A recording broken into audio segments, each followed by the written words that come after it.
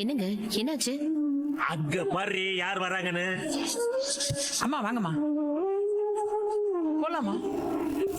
இதுக்கு தாண்டி சொன்னேன் இவங்களுக்கு எல்லாம் பத்திரிக்கை வைக்க கூடாதுன்னு. வந்து இருந்து தொலைய போறாங்கன்னு சொன்னேன், வந்துட்டாங்க பாத்தியா?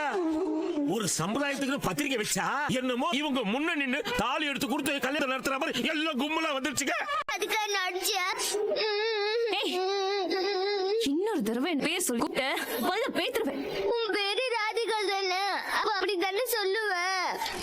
எதுக்கு நீ கொடுனா? ஒரு நல்ல காரியம் நடக்க போற நேரத்துல இப்படி கண்ணாடி கிளாஸ் உடைச்சு வச்சிருக்க. எதுக்கு உடைச்சுன்னு வேற கேக்குறியா நீ? முன்ன உடைக்காம வேற என்ன பண்ணலாமா? விடு, கதிரனை பார்த்து கோவப்படுவாரு. முதல்ல இந்த சொன்னி எங்கேயாச்சும் ஓரம் கட்டணும். எனக்கு இவன் மூஞ்சில முழிக்கவே விருப்பம் இல்ல. இவளை எங்கேயாவது கூட்டிட்டு போங்களேன். இரு, நான் அப்பா கிட்ட சொல்றேன்.